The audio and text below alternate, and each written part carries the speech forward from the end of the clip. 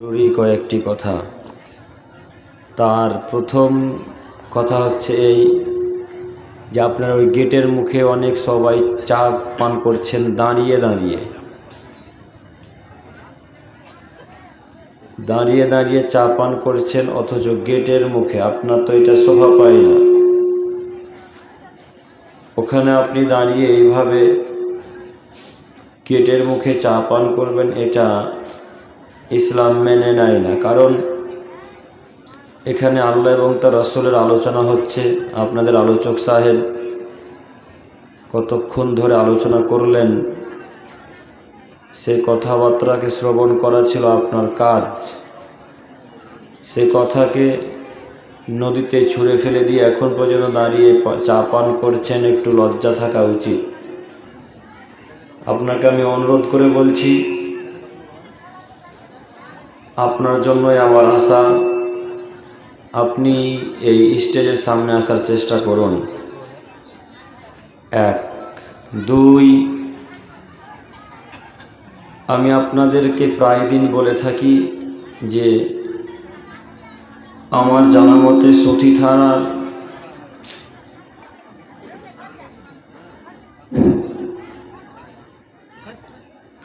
আমি যতদূর জানি,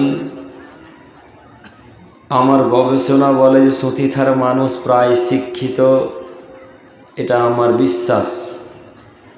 সতী থানাতে অনেক মানুষ শিক্ষিত আছে, এটা আমি বিশ্বাস করি। তো আব্দুল করিমের কথা যদি সত্যই সত্য হয়, তো এখন আপনারা যে হিসাবে যে গতিতে বসে আছেন, এটা কোনো শিক্ষিত মানুষের পরিচয় হলো? জি, কথা মনে হয় আমি বোঝাতে পারলাম না আপনাদেরকে। এর সামনের জায়গাটা ফাঁকা রেখেছেন কেন? পরিপূর্ণটা রাস্তা যাতায়াত করার জন্যে?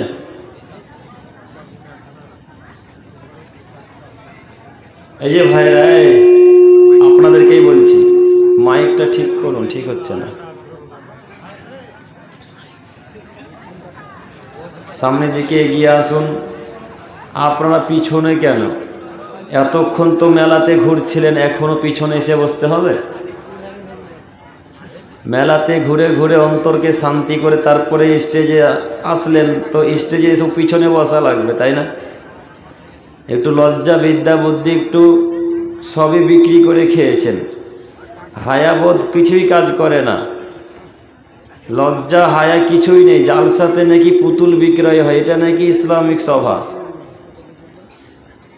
কথা বোঝেননি? জালসাতেও নাকি পুতুল বিক্রয় হয়, এটা নাকি ইসলামিক সভা। কেমন যে ইসলামিক সভা আমরাও বুঝতে পারি না। ইসলামিক সভা মানে কোনো দোকান, কোনো ওই ঝুড়ি জিলাপির দোকান, চায়ের দোকান, কোনো কিছুর দোকান বসবে না, এটা হয় ইসলামিক সভা। এইরকম একটা দিনই সভাতে, জালসাতে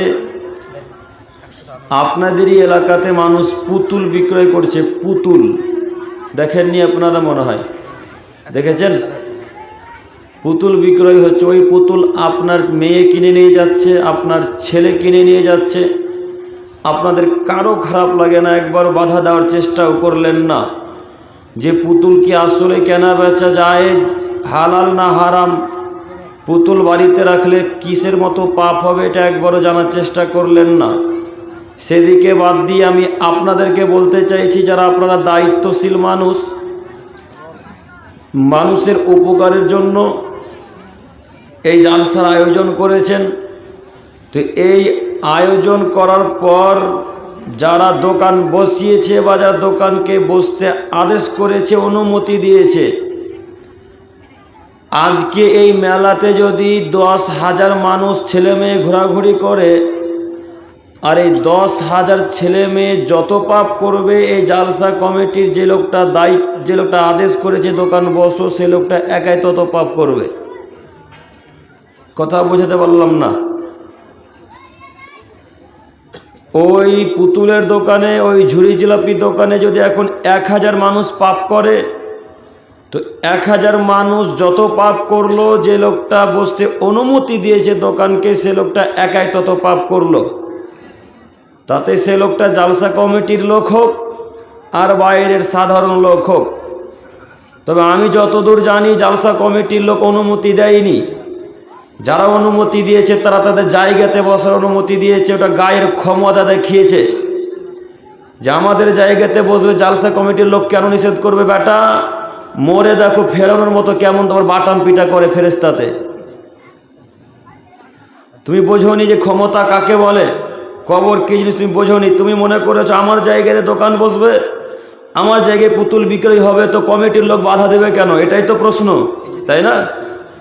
যখনই কমিটির ছেলেরা বাধা দিতে যায় তখনই আপনাদের বলে তোদের কেন গায়ে বাঁধে, আমাদের জায়গাতে বসেছে, তোদের কি হয়েছে বল। ওই সমস্ত লোককে বলছে আপনারা কথা শ্রবণ করেন, আপনাকে কথা বলতে এসেছি। ফেরাউন ক্ষমতা দেখে পৃথিবীর বুকে বেঁচে আছে? চলে গেছে কি না আছে? পৃথিবীতে চলে গেছে। কারণ আপনার থেকে অতীব শক্তিশালী ছিল, ইহকাল ছেড়ে পরকালে পাড়ি দিয়েছে। নমরুদ আপনার থেকে অতীব শক্তিশালী ছিল, ইহকাল ছেড়ে পরকালে পাড়ি দিয়েছে। আদ জাতি, সামুদ জাতি আপনার থেকে অতীব শক্তিশালী ছিল, তারা ইহকাল থেকে পরকালে পাড়ি দিয়েছে। আপনি কিসের ক্ষমতা দেখান? আল্লাহ কোরআন মাজিদের মধ্যে সূরা ফাজরের মধ্যে বলছেন লাম ইয়াখলুক মিসলুহা ফিল বিলাদ। আমি ফেরাউনের মতো বদ, আমি আদ সামুদ জাতির মতো বদ অত্যাচারী মানুষকে জিন্দেগিতে পৃথিবীর বুকে পাঠাবো না। এত বদ মানুষ, এত শক্তিশালী চওড়া চওড়া লম্বা লম্বা মানুষ পৃথিবীর বুকে আছে না পরকালে পাড়ি দিয়েছে? কথা বলেন। পরকালে পাড়ি দিয়েছে। আপনি কিসের ক্ষমতা দেখান? আপনি তো ফেরাউনের নখের যোগ্যতা রাখেন না। আপনি তো আদ জাতি সামুদ জাতির শক্তির একটা আঙুলের শক্তির যোগ্যতা রাখেন না। আল্লাহ বলছে, আল্লাহ রাসূল সাল্লাল্লাহু আলাইহি সাল্লামের তাফসীর গ্রন্থকেরা তাফসীর করেছেন যে আদ জাতি সামুদ জাতি পাহাড়ে যদি এইভাবে একটা গুতা মারতেন, ঘুষি মারতেন, তো পাহাড় চূর্ণ বিচূর্ণ হয়ে যেত। তার নাম আদ জাতি। এত শক্তিশালী জাতি পরকাল ইহকাল ছেড়ে পরকালে পাড়ি দিয়েছে। আপনি কেন ক্ষমতা দেখাচ্ছেন? নিজের জায়গায় দোকান বসালেন বেটা। কবর কাকে বলে আপনি বুঝেননি। ওই নিজের জায়গাতে যদি 1000 কন্যা গিয়ে থাকে, 1000 মানুষ যত পাপ করলো, ওই জায়গাওয়ালা একাই তত পাপ করলো। ওই জায়গাতে যদি এখন 10টা মানুষ পুতুল ক্রয় করে থাকে, 10টা পুতুল বাড়িতে যদি 1 মাস পর্যন্ত থাকে, 10টা পুতুল যদি বাড়িতে 1 বছর পর্যন্ত থাকে, 1 বছর থাকলে শিরকের পাপ হবে, 1 মাস থাকলেও শিরকের পাপ হবে, 1 দিন থাকলেও শিরকের পাপ হবে, 1 সেকেন্ড থাকলেও পুতুল যদি বাড়িতে থাকে শিরকের পাপ হবে। ওই লোকটা বাড়িতে রেখে যত পাপ করলো, যে লোকটা জায়গাতে বসে বিক্রয় হয়েছে ওই লোকটা একাই তত পাপ করলো। কথা বুঝতে পারেননি? কাকে ক্ষমতা দেখাচ্ছেন? আল্লাহ তাআলা কিয়ামতের মাঠে সেদিন বলবেন আইনাল জাব্বার আইনাল মুতাকাব্বির। কোথায় স্বৈরাচারী বাদশারা, কোথায় বদ মানুষেরা যারা পৃথিবীর বুকে ক্ষমতা দেখিয়েছিল, যারা পৃথিবীর বুকে ক্ষমতা দেখিয়ে মানুষের উপর অত্যাচার করেছিল, যারা পৃথিবীর বুকে ক্ষমতা দেখিয়ে একে অপরকে 2 থাপ্পড় মেরে অন্যের জমি জায়গা দখল করে নিয়েছিল, তারা আজকে কোথায়? আমি মালিক, আমি পৃথিবীর মালিক, আমি সারা জাহানের মালিক, জান্নাত জাহান্নাম আমার, কবর আমার, ইহকাল পরকাল আমার। এইভাবে আল্লাহ তাআলা গর্জন দিয়ে বলবেন লিমানিল মুলকুল ইয়াউম। পৃথিবীর মানুষ বলো আজ রাজত্ব কার, বলো আজ পৃথিবী কার, বলো আজ ক্ষমতা কার।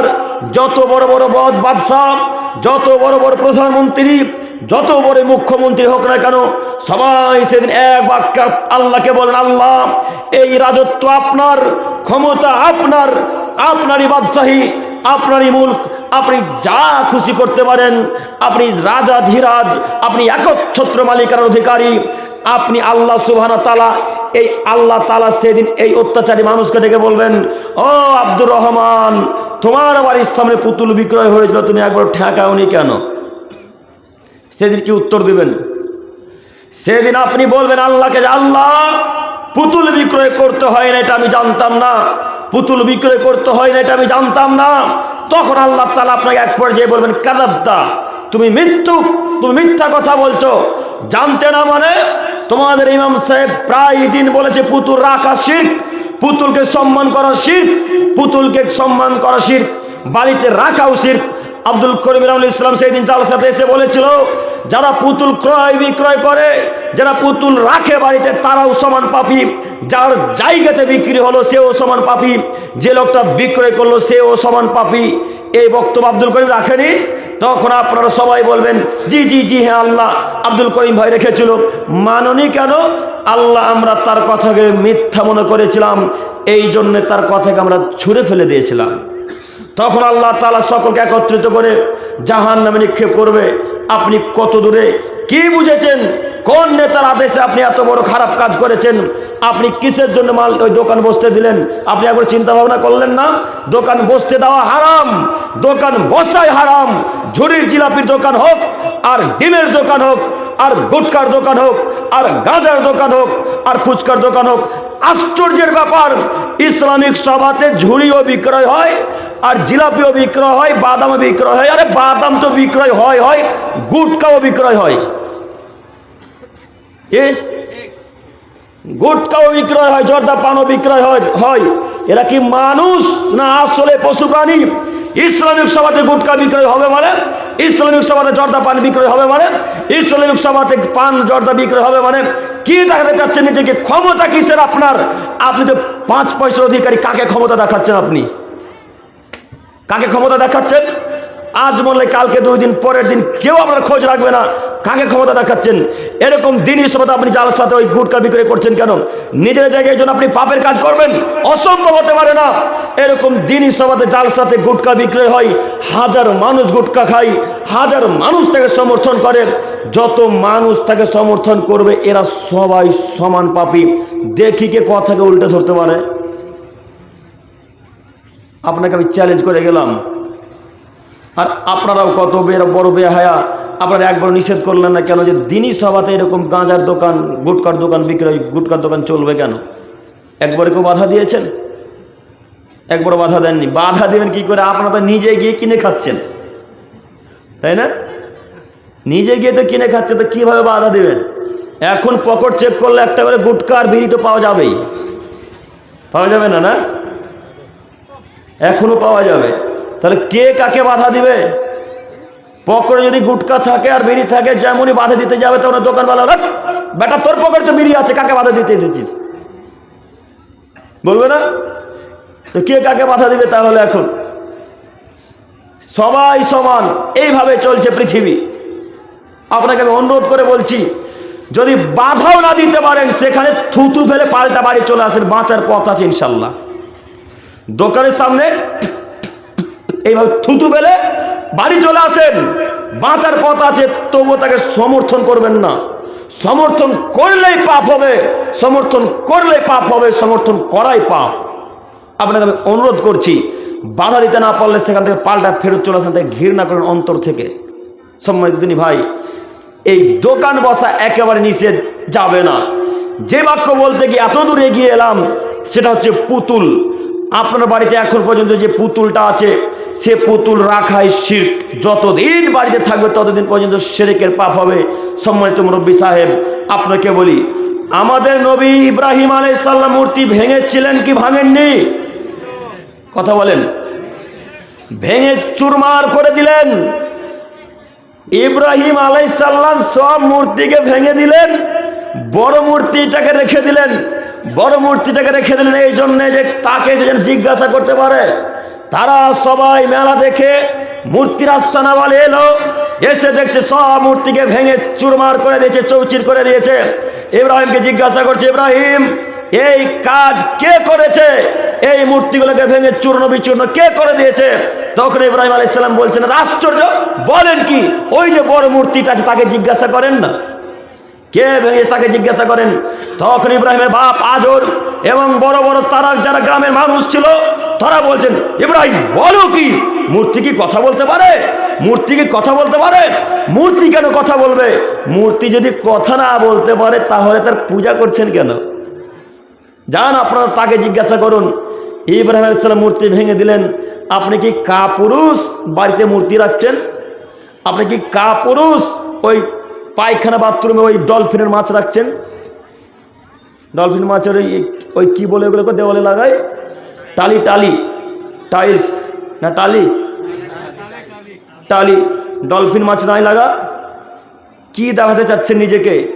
মোহাম্মদ সাল্লাল্লাহু আলাইহি সাল্লাম মক্কা বিজয় করলেন। একটু তাকান, একটু আমার দিকে তাকান। মোহাম্মদ সাল্লাল্লাহু আলাইহি সাল্লাম মক্কা বিজয় করলেন, মানে কাফেরদের কাছ থেকে, আবু জাহেল আবুল আহাবদের কাছ থেকে মক্কাকে জিতে নিলেন। এখন তাদের আন্ডারে মক্কা। তো আল্লাহর নবী কাবা ঘরের ভেতরে প্রবেশ করলেন। তো কাবা ঘরের ভেতরে প্রবেশ করতে দেখলেন চতুর্দিকে 360টি মূর্তিকে সাজিয়ে রাখা আছে, একেবারে সুন্দর করে কাফেররা সাজিয়ে রেখেছিলেন। তো আল্লাহ রাসূলের হাতে ছিল একটা লাঠি দিয়ে মোহাম্মদ সাল্লাল্লাহু আলাইহি সাল্লাম সব মূর্তিকে ভেঙে খান খান করে দিলেন, সব মূর্তিকে ভেঙে চৌচির করে দিলেন, সব মূর্তিকে ভেঙে মাটির সাথে মিশিয়ে দিলেন। মাটির সাথে মিশিয়ে দিচ্ছেন আর বলছেন, জাল হক এসেছে সত্য, অজাকাল বাতিল চলে গেছে মিথ্যা, ইন্নাল বাতিলা নিশ্চয় মিথ্যা, কানা জাহুকা চিরদিন মিথ্যা। এই বলে মোহাম্মদ সাল্লাল্লাহু আলাইহি সাল্লাম সব মূর্তিকে ভেঙে খান খান করে দিলেন।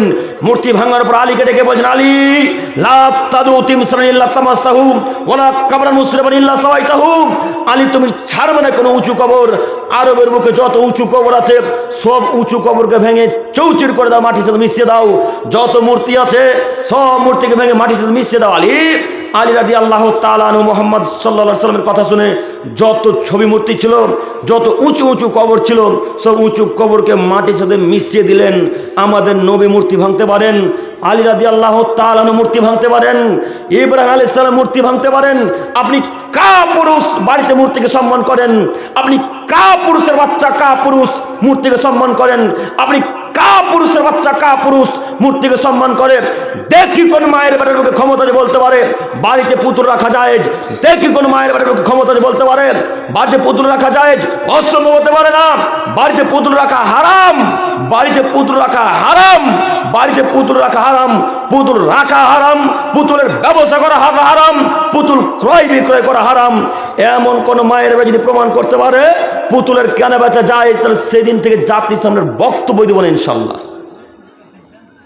আপনাকে আবার বলে গেলাম, সুতি থানাতে এসে পুতুল বাড়িতে সম্মান করে রেখেছেন কেন? আপনার মেয়েটা খুব শখ করে আজকে পুতুল ক্রয় করে নিয়ে গেল, বগলে চেপা আমি দেখলাম গাড়িতে আস্তে আস্তে।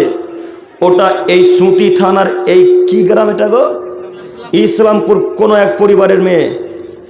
ওই মেয়েটা যে পুতুলটাকে বগলে করে চেপে নিয়ে গেল, ওটা ইসলামপুরের কোনো এক পরিবারের মেয়ে। যেই পরিবারে পুতুল থাকবে আজকে বাড়ি গিয়ে সর্বপ্রথম কাজ হবে পুতুলকে জ্বালিয়ে পুড়িয়ে ছারখার করে দেওয়া। ইনশাল্লাহ পারবো, ইনশাল্লাহ জ্বালিয়ে পুড়িয়ে ছারখার করে দিতে হবে। শখ করে আপনার মেয়ের জন্য কলকাতা থেকে 12,000 টাকা দিয়ে কথা বলা পুতুল নিয়ে এসেছেন, তাই না? কথা বলা পুতুল নিয়ে এসেছেন। আপনার বিদ্যা কোথায় গিয়ে ঠেকেছে আমরা বুঝতে পারি না। কথা বলা পুতুলটাকে জ্বালিয়ে পুড়িয়ে ছারখার করে দিতে হবে। 1 সেকেন্ড বাড়িতে থাকতে পারবে না, 1 সেকেন্ড। পারবো ইনশাল্লাহ পুরাতে? পুড়িয়ে ছারখার করে দিতে হবে যে কোনো মূল্যে। সম্মানিত মুরব্বী সাহেব, সম্মানিত তিনি ভাই, পুতুল এরপরে থেকে যেন জালসাতে ক্রয় বিক্রয় না হয়। ইনশাল্লাহ পারবো, ইনশাল্লাহ আমরা পারবো না? না ইনশাল্লাহ, ইনশাল্লাহ। আল্লাহ তুমি কবুল করো, সকলে বলি আমিন। সম্মানিত মুরব্বী সাহেব, সম্মানিত তিনি ভাই, 1 2 আমরা সবাই জান্নাত যেতে চাই না? কি ব্যাপার, জান্নাত যাবো তো? এখন যতজন আমরা জালসা শুনছি আমরা সবাই কিসের আশাতে শুনছি? জান্নাতের আশাতে, তাই না?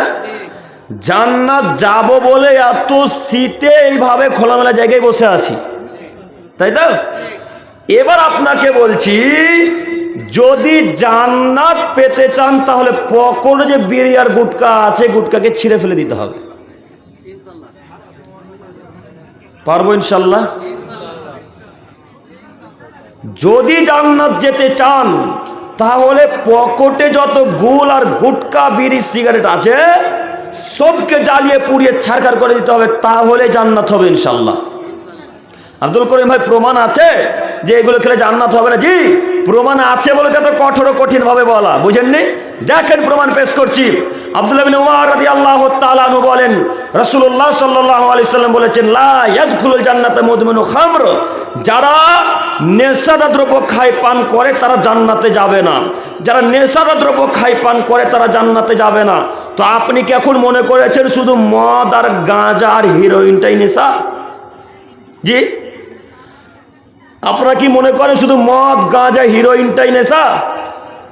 বিড়িটা কি নেশা নয়? আচ্ছা মানলাম বিড়ি নেশা নয়, আচ্ছা মানলাম বিড়ি নেশা নয়, আচ্ছা মানলাম গুটকা নেশা নয়, আচ্ছা মানলাম তিরঙ্গা নেশা নয়। এবার আপনাকে বলছি, আপনার হুজুর বলেছে গুটকা খাওয়া মাকরু, বিড়ি পান করা মাকরু, তাই বলছেন নেশা নয়, তাই তো? এবার রাসূলের হাদিস পেশ করি, একটু মনোযোগ সহকারে শ্রবণ করেন। আব্দুল্লাহ ইবনে আব্বাস রাদিয়াল্লাহু তাআলা আনহু বলেন, রাসূলুল্লাহ সাল্লাল্লাহু আলাইহি সাল্লাম বলেছেন, মা আসকারা কাসিরুহু ফাকালিলুহু হারামুন, যে জিনিসের বেশি খেলে বিবেকের ক্ষতি হয় তার অল্প বস্তুও মদ, তার অল্প বস্তু হারাম। এবার আপনাকে আপনার হুজুরকে বলছি, আপনার হুজুরকে এখন 500 গ্রাম গুল পান করান, গুল খাওয়ান, আর আপনি নিজে 500 গ্রাম একটা তিরঙ্গা খান। এই খাওয়ার পর যদি আপনার হুজুরের আপনার অবস্থা ঠিক থাকে, তাহলে জিন্দেগিতে আমি আব্দুল করিম সাহেব বলবো না যে তিরঙ্গা হারাম।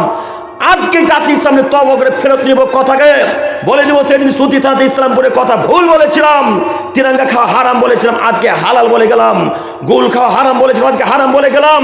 যদি আপনার আর আপনার হুজুরের অবস্থা ঠিক থাকে তাহলে জানতে হবে এটা হালাল, আর যদি আপনার হুজুরের অবস্থা ঠিক না থাকে তাহলে এটা জানতে হবে হারাম।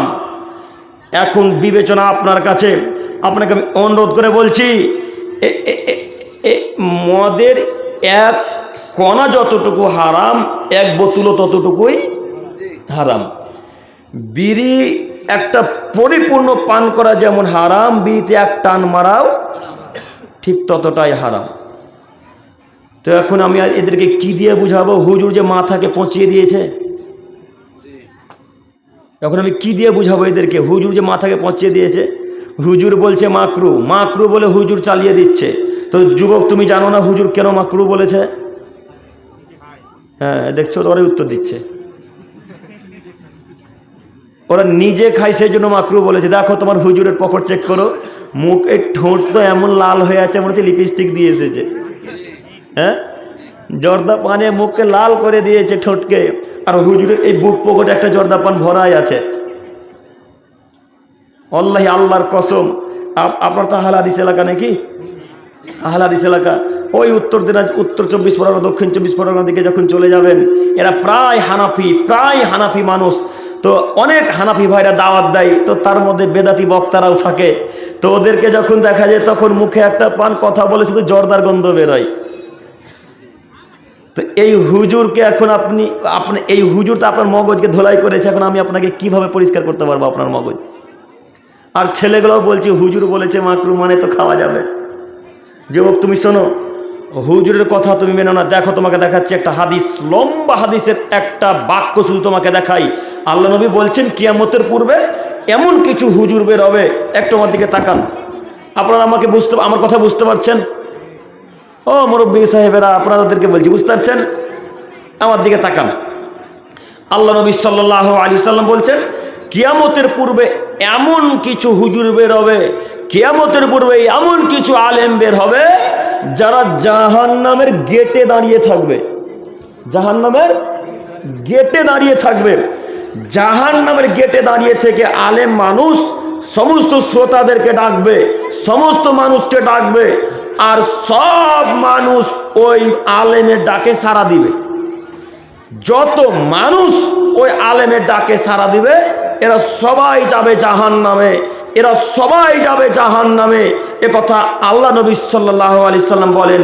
এবার আমি আপনাকে বাস্তব উদাহরণ দেখাচ্ছি, একেবারে জলজান্ত উদাহরণ, বেঁচে আছে মানুষ, আপনাকে দেখাচ্ছি। দেখুন, যে যত বড় বিভ্রান্ত হুজুর, তার আলোচনায় তত বড় লোক, তত বেশি মানুষ। একটু আমার দিকে তাকান। যে যত বড় বিভ্রান্তকর হুজুর, তার আলোচনা সভাতে তত বেশি মানুষ। তার একটা আপনাকে প্রমাণ দেখাচ্ছি। আপনার হুজুর বলছে যে আমার সাথে মুসাফা করো, তাহলে তোমাদের ছোট ছোট গুনাহগুলো আল্লাহ ক্ষমা করে দিবে। কথা বুঝেননি? আপনার হুজুর বলছে আমার দিকে সুনজরে তাকাও, তাহলে তোমাদের ছোট ছোট পাপগুলো আল্লাহ ক্ষমা করে দিবে। এ কথা আপনার হুজুরে বলছে।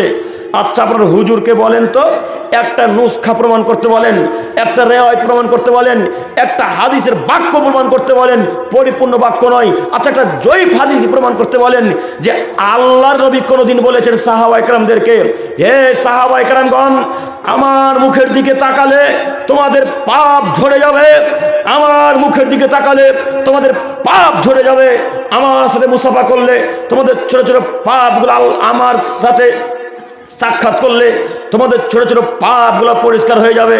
এরকম একটা নুসখা আপনার হুজুর দেখাতে পারবে? একটা আয়াত, একটা দলিল দেখাতে পারবে?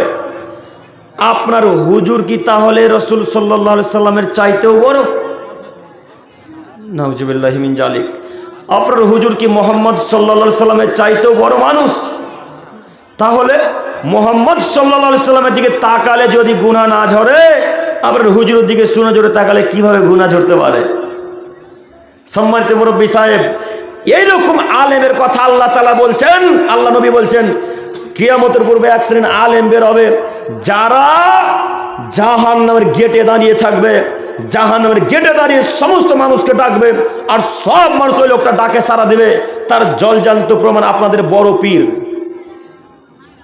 দেখতে পান না বড় পীর? আমি কোনোদিন কোনো মানুষের নাম ধরে বক্তব্য রাখিনি, আজকেও নাম ধরে বক্তব্য রাখবো ইনশাল্লাহ। তবে আপনারা শিক্ষিত মানুষ, বোঝার একটু চেষ্টা করেন।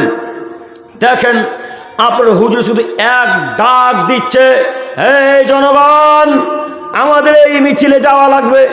হাজার হাজার শ্রোতা সেই মিছিলে গিয়ে উপস্থিত। কথা বুঝতে পারেন না? হাজার হাজার শ্রোতা মিছিলে গিয়ে উপস্থিত। আরে আশ্চর্যের বিষয়, পাথর চাপড়ি, পাথর চাপড়ির নাম শুনেছেন কি? পাথর চাপড়ি মানুষের কত বড় আকীদা, কত খারাপ আকীদা। তিনজন মহিলা পাথর চাপড়ি যাচ্ছেন, তো ওদেরকে জিজ্ঞাসা করছে যে পাথর চাপড়ি কেন যাবেন? তো বলছে পাথর চাপড়ি যাচ্ছে এই কারণে, আমাদের তো টাকা নাই, টাকা থাকলে আরবে হজ করতে যেতাম, তাই আমরা পাথর চাপড়ি হজ করতে যাচ্ছি। নাউজুবিল্লাহি মিন জালিক। এখন এদেরকে কি দিয়ে বুঝাবেন? ওর ধারণা পাথর চাপড়ি গেলে একবার হজের মতো নেকি হয়। বেটা, পাথর চাপড়ি গেলে হজের মতো নেকি হয় না, পাথর চাপড়ি গেলে জাহান্নামে যাওয়ার মতো পাপ হয়। বুঝেননি? পাথর চাপড়ি গেলেই শিরক হবে, পাথর চাপড়ি যাওয়াই শিরক, পাথর চাপড়ি যাওয়াই শিরক। যত মানুষ পাথর চাপড়িকে মানে, যত মানুষ পাথর চাপড়িকে সম্মান করে, যত মানুষ পাথর চাপড়িকে শ্রদ্ধা করে, এরা সবাই মুশরিক, এরা সবাই পাপী, এরা সবাই মুশরিক, এরা সবাই পাপী, এরা সবাই মুশরিক। মুশরিক কখনো জান্নাতে যাবে না, মুশরিক কখনো জান্নাতে যাবে না। আল্লাহর জায়গাতে যদি কোনো মানুষকে বসিয়ে দেওয়া হয়, আল্লাহর জায়গাতে কোনো মানুষকে যদি বসিয়ে দেওয়া হয়, তাহলে সে মুশরিক, সে মুশরিক, সে লোকটা জান্নাতে যাবে না। সম্মানিত মা বোন, যত মা বোনেরা এবং আমার যুবক ভাইয়েরা যারা পাথর চাপড়ির মালা পরে থাকেন গলাতে, পাথর চাপড়ির মালা দেখেছেন কি? দেখেছেন আপনারা? পাথর চাপড়ির মালা দেখেননি না? আপনাকে পাথর চাপড়ির মালাটা তাহলে কি দিয়ে বুঝাবো এখন?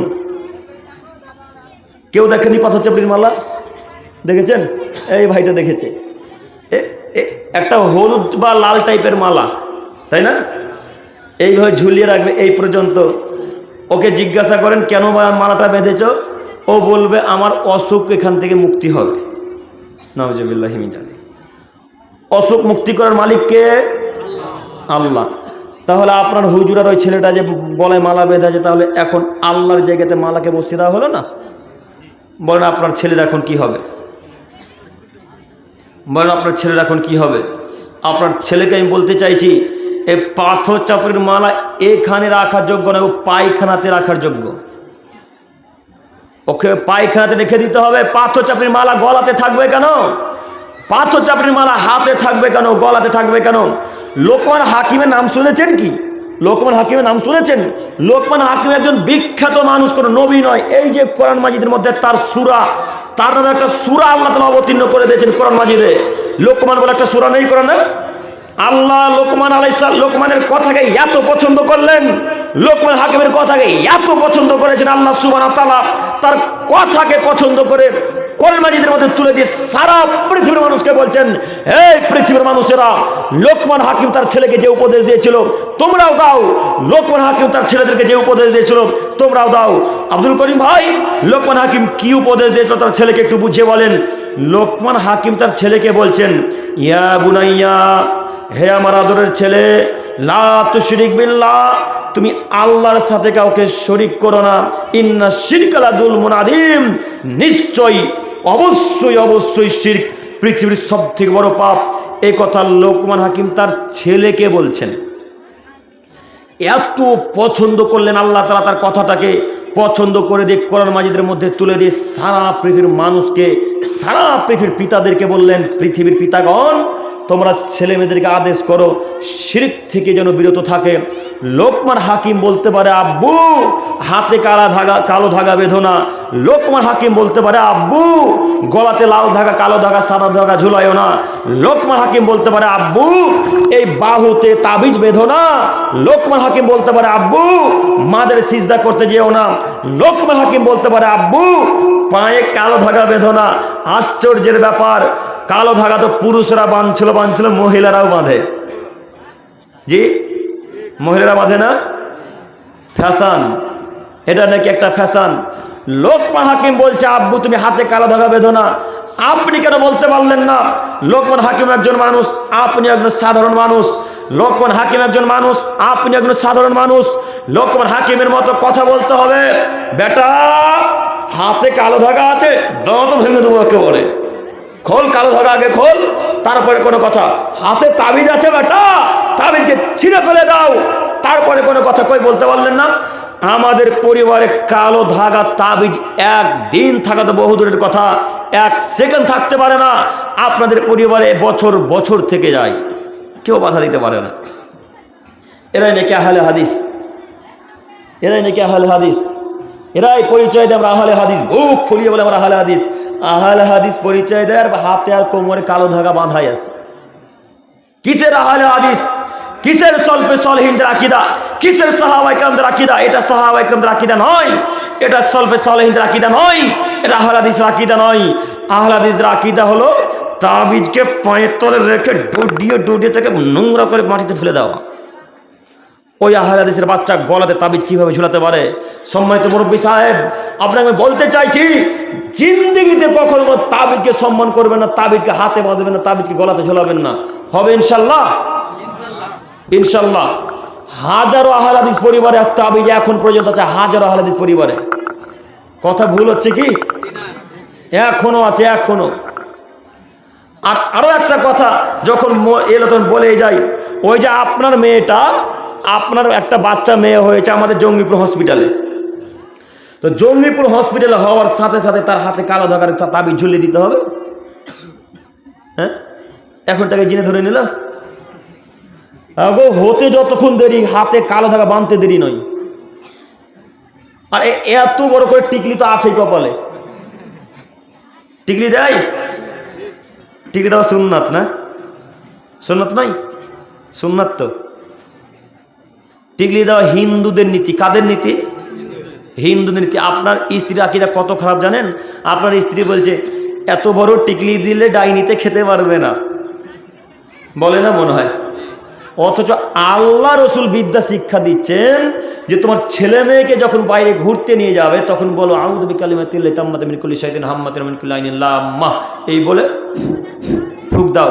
কোনো শয়তান, কোনো জিন, কোনো ডাকনি, কোনো ডাইনি কেউ তোমার বাচ্চার ক্ষতি করতে পারবে না।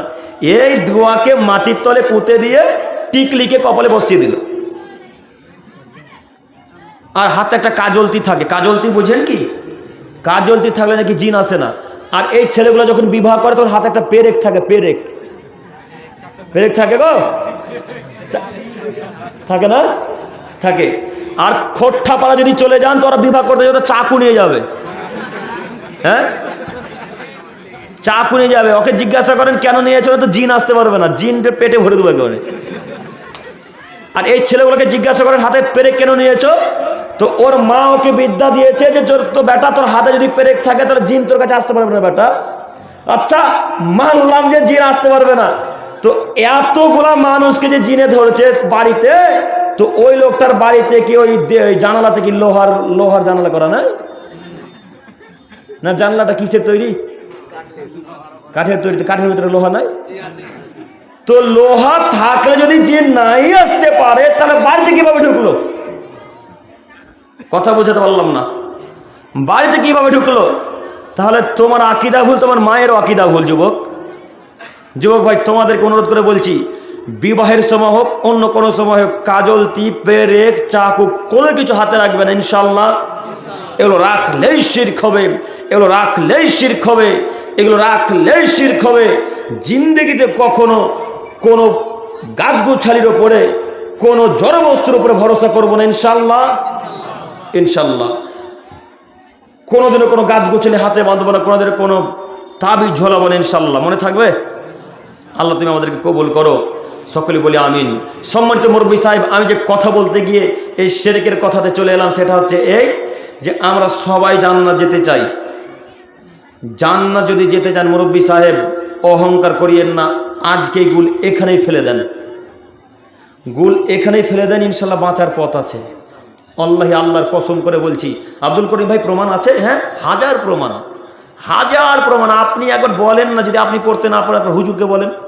আব্দুল করিম ভাইকে একবার ফোন করেন তো, কোথায় প্রমাণ কি দিয়েছে দেখেন।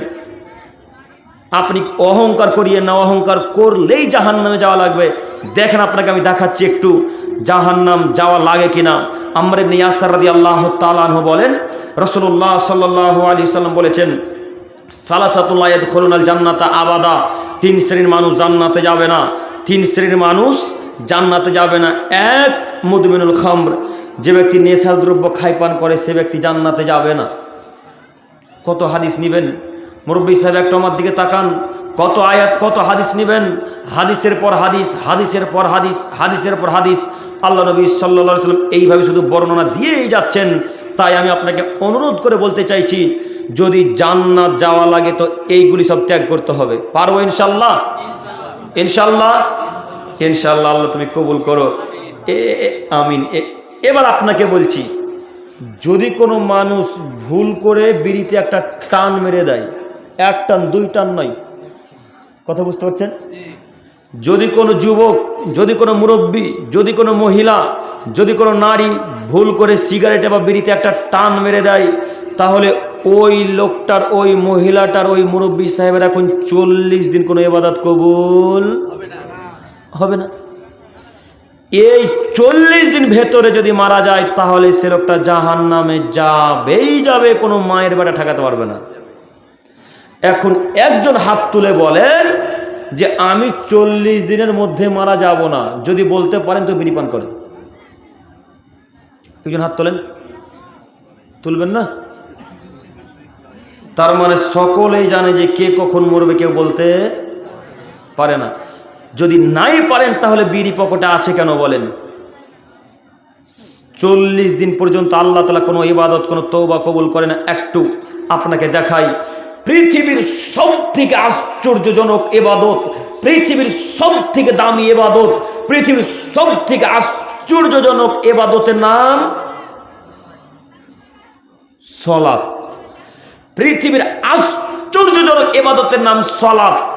একটা মানুষ 60 বছর জীবনীতে এক ওয়াক্ত সালাত আদায় করেনি, এক ওয়াক্ত সালাত আদায় করেনি। মুরব্বী সাহেব 75 বছর জীবনীতে এক ওয়াক্ত সালাত আদায় করেনি। এই যুবক ছেলেটা 30 বছর জীবনীতে এক ওয়াক্ত সালাত আদায় করেনি। আব্দুল করিমের বক্তব্য শুনে আজকে রবের কাছে ভিক্ষা চেয়ে বলছে, হে আমার প্রতিপালক, হে আমার দয়াবান, হে আমার রব, তোমার কাছে ভিক্ষা চাইছি মাবুদ, আমি জিন্দেগিতে সালাত আর বাতিল করব না, জিন্দেগিতে সালাত আর কামাই করব না, আমি সালাত আর ত্যাগ করব না। আল্লাহ, আল্লাহ ভুল বুঝেছি, আজকে আমি বুঝিনি সালাত আদায় না করলে এত পাপ হয়, নামাজ না পড়লে এত পাপ হয়, নামাজ না পড়লে জাহান্নামে যেতে হবে। এই বাক্য আমি বুঝতে পারিনি আল্লাহ, আমি আজকে বুঝতে পেরেছি আল্লাহ। আজকে বুঝতে পেরে তোমার কাছে হাত তুলে ভিক্ষে চেয়ে বলি, আল্লাহ তুমি আমার সব নামাজগুলোকে, কাজা নামাজগুলোকে নেকিতে পরিপূর্ণ করে দাও। আল্লাহ, আমি 30 বছর জীবনীতে সালাত আদায় করিনি, 70 বছর জীবনীতে সালাত আদায় করিনি, 75 বছর জীবনীতে সালাত আদায় করিনি। আল্লাহ, এই সব নামাজগুলোকে নেকিতে পরিপূর্ণ করে দাও। এইভাবে যদি কোনো যুবক, এইভাবে যদি কোনো যুবতী, এইভাবে কোনো যদি বৃদ্ধ, এইভাবে যদি কোনো বৃদ্ধা মা যদি আল্লাহর কাছে তওবা করে ভিক্ষা চাই অন্তর থেকে, আল্লাহ সুবহানাহু ওয়া তাআলা বলছেন আমি তার তওবা, তার দোয়া সঙ্গে সঙ্গে কবুল করে নেব। আল্লাহু আকবার। এত বড় পাপ, নামাজ না পড়া পৃথিবীর একটা বড় পাপের মধ্যে একটা বড় পাপ, নামাজ না আদায় করা পৃথিবীর বড় বড় পাপের মধ্যে একটা বড় পাপ। এত বড় পাপ, তারপরে আল্লাহ তাআলার কাছে যদি একবার ভুল বুঝে ক্ষমা ভিক্ষা চান যে আল্লাহ, ভুল বুঝতে পেরেছি, আল্লাহ তুমি আমাকে ক্ষমা করে দাও। আল্লাহ, জিন্দিগিতে নামাজ কামাই করবো না, নামাজ কাজা করবো না, আল্লাহ তুমি আমাকে ক্ষমা করে দাও। এইভাবে যদি বলতে বলতে বলতে বলতে বলতে 2 চোখের পানি একবার বের করে দেন, তো আল্লাহ তাআলা আপনার 70 বছরের যত পাপ ছিল আর নামাজ কাজা করার পাপ ছিল, সব পাপ আল্লাহ এখন কিসে পরিবর্তন করে দেবে? নেকিতে। অথচ পাপ কত বড় বলেন তো? কত বলেন একটু? পাপ কত বড়? অনেক বড় পাপ। কিন্তু ওই মানুষটাই যদি একটা টান বিড়িতে মেরে দেয়, ভালোভাবে কথা শ্রবণ করেন, ওই মানুষটাই যদি, ওই যুবক, ওই যুবতী, ওই মহিলাই যদি সিগারেট একটা টান মেরে দেয়, ওই কান্নাকাটি করতেই যদি থাকে, করতেই থাকে, যদি করতেই থাকে, তাহলে তার কতদিন আল্লাহ দোয়া কবুল করবেন না? 40 দিন। অথচ পাপ কোনটা বেশি বড়, এটা না ওটা? আপনাকে আমি বুঝাতে পারলাম? সালাত না আদায় করা কাবিরা গুনাহ, এত বড় পাপ, তারপরে আল্লাহর কাছে ভুল বুঝে আল্লাহকে বলছেন আল্লাহ ক্ষমা করে দাও, আর জিন্দেগিতে নামাজ ছাড়বো না। আল্লাহ বলছেন যা, তোকে ক্ষমা করে দিলাম। কিন্তু বিড়িতে টান মারার পরে আপনার ব্রেন খুলেছে, বিড়িতে টান মারার পর ব্রেন খুলেছে, ব্রেন খুলে আল্লাহকে বলছেন আল্লাহ আর জিন্দেগিতে বিড়ি পান করবো না, আল্লাহ জিন্দেগিতে বিড়ি পান করবো না। আল্লাহ নবী বলছেন ওর দিকে আল্লাহ এখন 40 দিন ঘুরেই দেখবেন। তাহলে বলেন, এরপরও আপনি জান্নাতের আশা করছেন? সম্মানিত মুরব্বী সাহেব, আপনাদেরকে বলছি, মুখ নিচের দিকে রাখেন না, আমি আপনার ছেলের মতো। মুখ নিচের দিকে রাখেন না, আমি আপনার নাতি পোতার মতো। আপনাকে বলছি, এরপরও জান্নাতের আশা করছেন? আপনাদেরকে আমি 100 দিন বক্তব্যের মাঝে বলেছি যে ফজর রক্তে শীতের সময় উজু করা কত কঠিন, যারা নামাজ পড়ে তাদেরকে জিজ্ঞাসা করেন। আর ট্যাঙ্কির পানিতে উজু করা তো আরও কঠিন, তাই না? একবার শুধু কবজি ধন না, মনে হচ্ছে কবজি ছড়ে পড়ে যাচ্ছে একেবারে, তাই না? এত ঠান্ডা, আল্লাহ সামাদ, কি বলবো। তো এত কষ্ট করে ফজর রক্তে সালাত আদায় করছেন, সালাত আদায় করতে যখন আসছেন তখন এই বাম হাতে গোল নিয়েছেন, আর মাজতে মাজতে মাজতে মাজতে মাজতে মাজতে করে মসজিদের ভেতরে ঢুকে যেখানে উজু করার জায়গা, ওই জায়গাতে রেখে উজু করে ভেতরে ঢুকে গেলেন। এখন বলেন তো দেখি, আপনার এই সালাত কবুল হয়েছে কি হয়নি? হয়নি। এই সালাত কবুল হবে না। আল্লাহর নবী বলছেন হবে না, অতএব হবে না। আমি বলতে যাব না। আপনাকে আমি 100 দিন বলেছি বক্তব্যের মাঝে যে একটা বাক্য বলে আমি আব্দুল করিম ইসলাম জাহান্নাম কিনতে সুতি থানাতে আসিনি। একটা বাক্য নিজের পক্ষ থেকে বলবো না ইনশাল্লাহ, একটা বাক্য। যতক্ষণ বক্তব্য রাখবো শুধু আল্লাহ বলেছেন, আল্লাহ রসুল বলেছেন, আল্লাহ বলেছেন, আল্লাহ রসুল বলেছেন, আল্লাহ বলেছেন, আল্লাহ রসুল বলেছেন, এইগুলো শুনতে পাবেন ইনশাল্লাহ। বড় হুজুর কি বলেছেন, ওই কিতাবে কি আছেন, এইগুলো আমরা বলতে আসি না। তো আপনাকে আমি অনুরোধ করে বলছি যে আপনি যে কোনো মূল্যে এটাকে ছাড়তে হবে আপনাকে, যে কোনো মূল্যে। পারবো ছাড়তে ইনশাল্লাহ?